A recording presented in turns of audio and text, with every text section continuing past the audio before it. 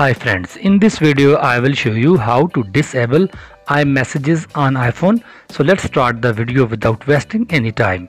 First of all, go to the settings of your iPhone and then tap on Messages.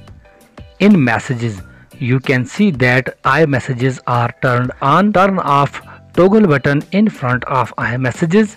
Now go to your text SMS application and you will not see any iMessages option in text SMS application. So in this way you can disable iMessages on iPhone. I hope you will find this video helpful.